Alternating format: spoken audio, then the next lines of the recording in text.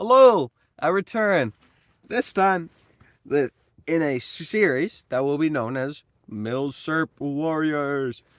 A series of videos on gear that I own that could be technically used in a tactical setting of which you choose. To preface this on the first episode, we're going to be going over helmets. What you should do is, if you can, buy stuff past the 80s. I'm primarily reviewing stuff that predates or was primarily used within the 80s and early 90s. Do not, if you can, get better things like an ACH or ECH. Get those. Don't get whatever the new Army helmet is. It's horrible. Reference Oxide. But first things first. The Past G helmet. This is a paratrooper model, or so I have been told. Out of all the helmets I will show you today, this is the best on protection, and my second favorite. First favorite being this one. Now, on this thing being too cumbersome, it ain't. Another helmet that is too cumbersome, I'll get to that in a minute, but out of this helmet, out of all of these three helmets, this has the best protection. It has a pretty decent liner, as you can see here. It's made out of Kevlar, so the protection of this thing's going to wane after like a decade or so. So if you're not really getting into that much combat or fights, this thing may or may not be that good after 10 years. I don't know. This thing's probably easily a few decades older than I am, so anyways, this is a very good helmet. It doesn't really allow for such things as earmuffs, like those fancy dancy earmuffs where you can hear your friends talking or you can have radio linked up to it. We don't really do that stuff here. That's for people who have too much money. You should, if you have too much money, you should, I don't know, give it to the church. Be a good man. Now, this helmet fits on my head. It fits on my head all right. I mean, it's much better when I don't have the balaclava on, because when I have the balaclava on, it pulls my eye closed. So, yeah, this helmet doesn't, you get shot with this thing on, you are having a concussion, never mind serious head trauma. It does not really stop that much of impacts because this thing fits really tightly on my head. I have no idea what the cost of this thing is because it was given to me, but honestly, this is a very good helmet. If you are on a budget and you don't really have that many good helmet options to you, yeah, get this. Now, on to the second helmet in this review, my favorite, the SSH-68. This thing has been in use since the 60s. It is not a good helmet by any means, but dear God, is it the most comfortable that I own. It is just so comfy. And it relatively transfers impacts okay. So you can take a hit quite hard to the head and not have as bad of a concussion with, say, the Past G. This helmet, however, is extremely cheap. This helmet technically isn't even mine. My dad brought this back from overseas. This helmet, oh yeah, the liner on it, it's fucked.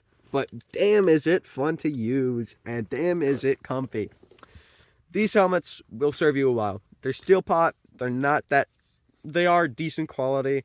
They will not really stop bullets. They will stop shrapnel. Say a mortar hits a fucking rock or some shit, and the rock goes, boom, and it, boom, you'll be fine. You can see the thickness of this thing, which, isn't that much, but, it's enough to stop, say, some shrapnel. It's a good helmet. If you're on a real budget, real big budget, and you want a helmet, get this. Granted, helmets aren't exactly necessary if you're being smart. If you're not being smart, aka urban warfare, 1, grow some more brain cells. 2, go to the woods. Now, on to my least favorite of these helmets, a East German steel pot. Here's the liner of it, which is alright. Sits quite high on your head.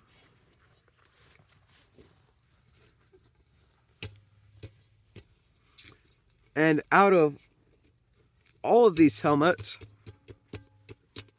is the best at absorbing impact. So say you accidentally run into a wall or trip and eat dirt, you'll be fine. You won't really have that big of a concussion, if one at all. The reason I don't like this helmet, really cumbersome, really big on your head, and I don't know if you can hear this, but hang on. It's a gong. It is a gong for when I hit it. I'm not really that fond of accidentally, I don't know, having something thrown at me and I turn into a big gong that you find in a stereotypical Asian movie. I don't like that. I'm pretty sure it's just as thick, if not thicker than the SSH-68, but due to the curves on this thing, it will deflect bullets, which is good. You know, that's pretty good. That's pretty good. Yeah. But I seriously see no need for this thing. Like, you could get a SSH-68 that sits lower on your head. Well, yes, you're gonna eat. If you eat dirt, you're gonna get a mild concussion. It won't be as bad, and the enemy won't really know where you are. Also, this thing's in gray.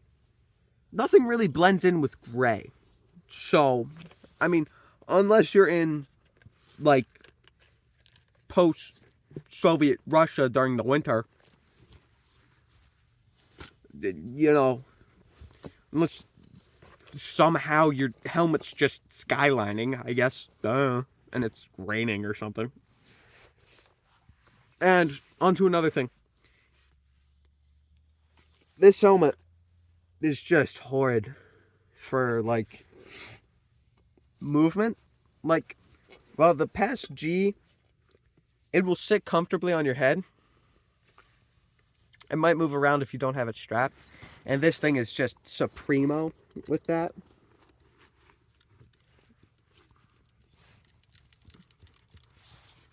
It relatively stays in the same place. So, this thing will just flop around. It's horrible. If you want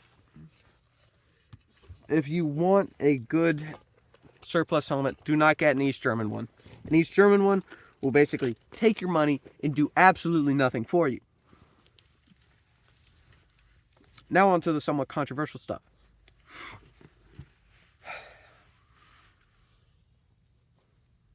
Nice and new equipment is cool, but it's not entirely necessary.